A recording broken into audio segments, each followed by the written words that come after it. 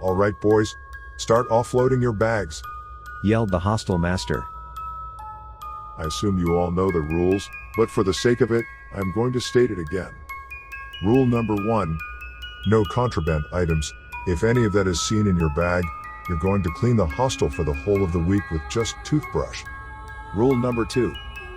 Godson Boys Hostel, one of the most disciplined hostel you could find around Madison College, well, except for the 4 rascals who lived in room 26. Bradley, the guy who performed all the mischievous acts.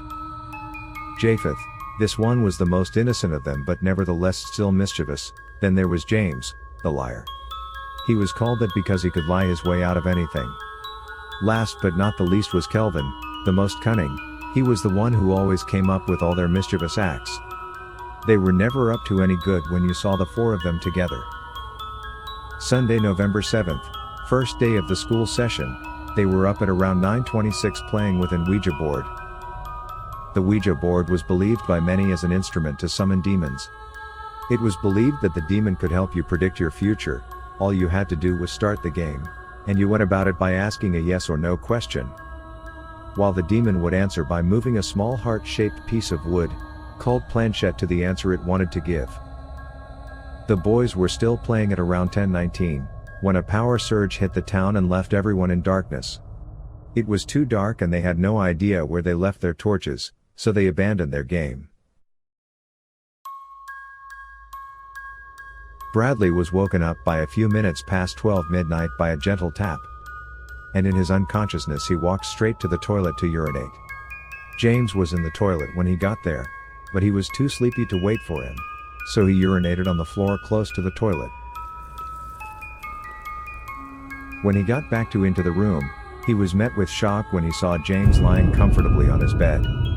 The sleep in his eyes vanished immediately. Before he could scream, a hand grabbed him from nowhere and tried to choke him. The next person in line was Japheth. And then Kelvin. And then James, same tap, walk to the toilet, see one of the others in the toilet, come back seeing them lying on their bed, and their deaths followed. The hostel master had noticed the boys were missing from the morning drill, but he didn't mind. This wasn't the first time they'd hidden in their room to try to avoid attending the morning devotion, and he was tired of always going over to call them. This was a new session and he had made up his mind not to let anybody stress him. The time was already past 10. And the boys still hadn't come out. The hostel master was really worried this time. The boys love coming out late, but not this late. So he decided to give them 1 hour grace, hoping that they were into one of their mischiefs. When it was past 11, and they still weren't out, he went over to their room to see what was going on.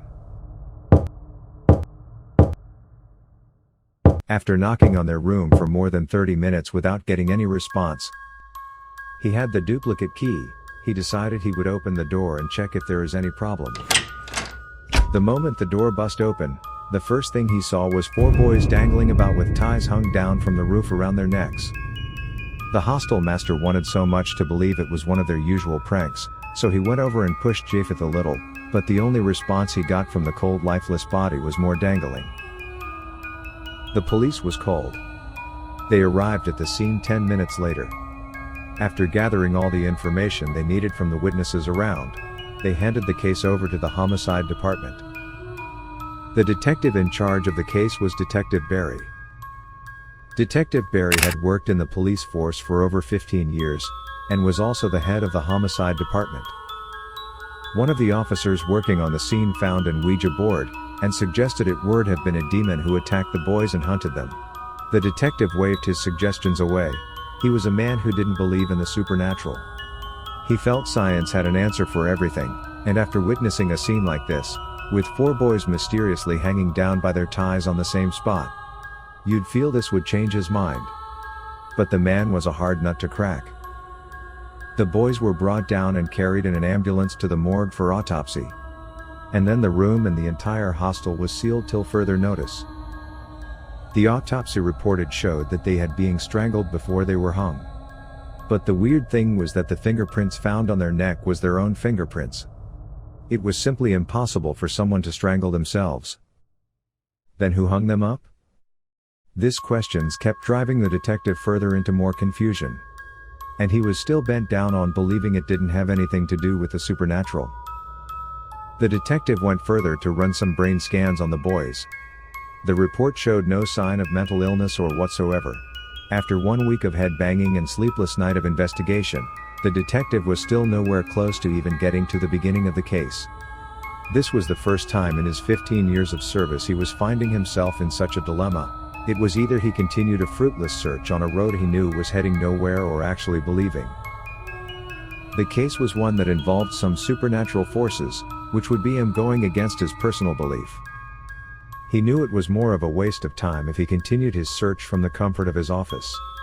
He needed to be at the crime scene if he wanted any lead, and also he needed to make up his mind to believe this had a lot to do with the supernatural if he had to solve the case at all.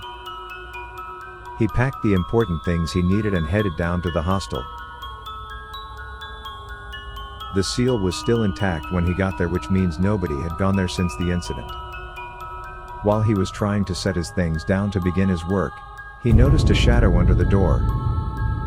He brought out his gun from its case and walked over slowly to the door, and then swung the door wide open with all his force and his gun pointing directly at whoever was in front of the door. He opened the door to see the terrified face of the hostel master.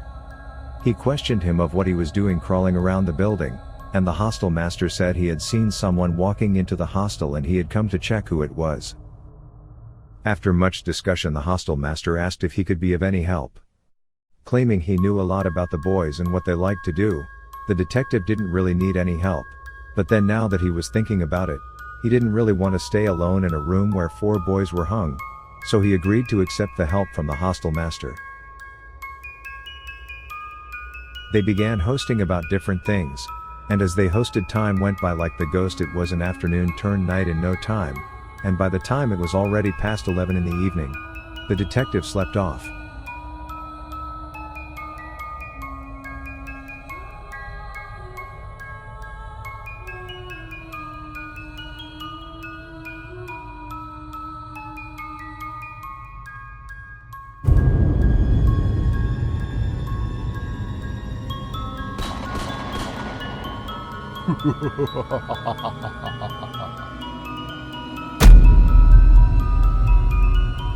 The detective couldn't sleep throughout the whole of the night. So rather than let the night go off unproductive, he spent it going through the web for things related to demons. He went over to the net and browsed out all he could find. You know what they always say about the net being the easy place you could gather information. It wasn't always that easy. The detective had surfed the whole net, going even deep to the dark web, and the only meaningful thing that got out from it was someone who knew someone who could offer him some help. The guy said he had this cousin whose eldest sister was a witch and she knew how to drive demons away. He collected her address. After bathing, he stood in front of his mirror staring at himself. 2 weeks ago, if someone had told him about demons, he would have yabbed the living daylight out of them. But now he had seen it with his own eyes. Now he understood the saying that only he who has worn the shoe can truly tell how it feels. When he got to the witch's location, the person he had expected to see was very different from who he saw sitting right in front of him. He was hoping to an old woman with gray hair all over her old, but what he saw was a young girl. He was pretty sure wasn't even up to 15. How would this child before able to help him drive away a demon strong enough to kill 4 boys? He turned back to leave, but all of a sudden he realized he couldn't move his legs. It was as if they were no longer attached to his body, and then he saw himself slowly drifting out of his mind. By the time he got back to his self, he saw himself strapped to a chair and the little witch performing some incantations in front of him. She looked at him and snuffed. She snapped her hand and he saw himself free. Before he could state why he was there, she started chanting another incantation, and then her eye began turning white. Her whole body began shivering. She stayed that way for the whole of 5 minutes. After she came back to her normal self, she just remained quiet for the whole of 10 minutes, cursing him every time he tried to say a word. "You have to perform this ritual alone," was the first word she said to him since he had entered the room. "But you're the witch, you'd do it better than me." replied the detective. Trust me, you don't want me there with you. Why? My presence there wouldn't be of any help to you. It would only anger the spirit, and I believe you don't want that. So just you, and only you alone, can send the demon back.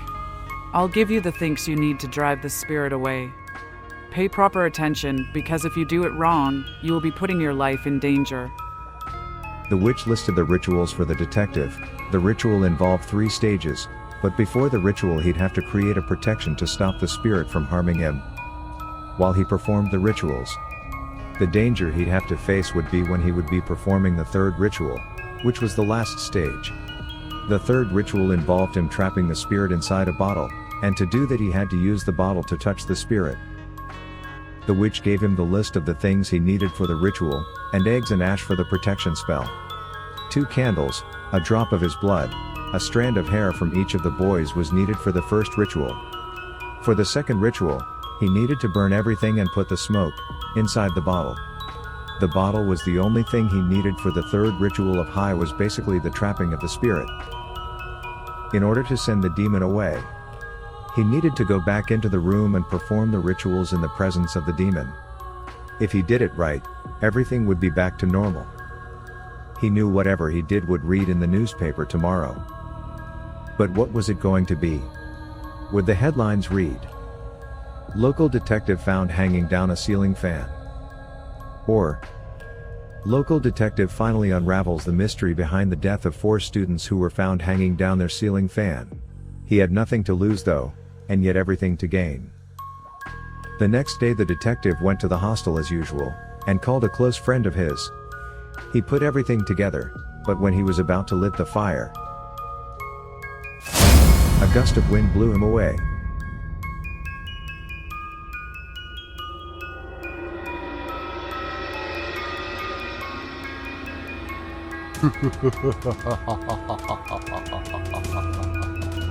The detective's friend moved towards the hostel master to stop him, but was unable to stop him.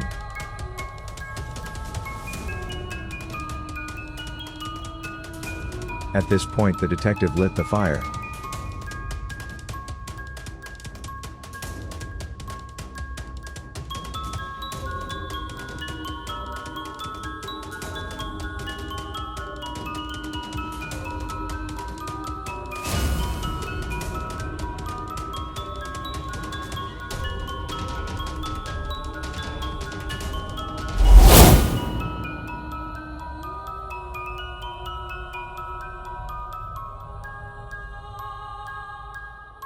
Finally, I got him.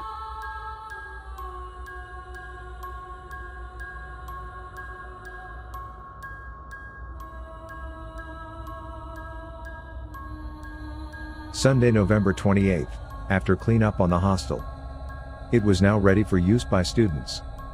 And the detective found himself going back to church after making up his mind to stay away from it more than 30 years ago. The detective couldn't believe it, but the events of the last 3 weeks had changed his mindset on a lot of things. For the boys, their parents tried to fine the school for causing the death of their children. But after several months of back and forth from the court, the ruling was given in favor of the hostel, despite seeing that the hostel master had turned out to be possessed by the spirit. But this had only happened when he touched one of the boys. According to stories, anybody who was first to touch or even go close to the dead bodies of those killed by a summoned spirit risked the chance of becoming possessed by both the spirits of the boys and the demon. So in the process of trapping the spirit, the detective didn't trap just one spirit but 6, the spirit of the boys, the demon and that of the hostel master.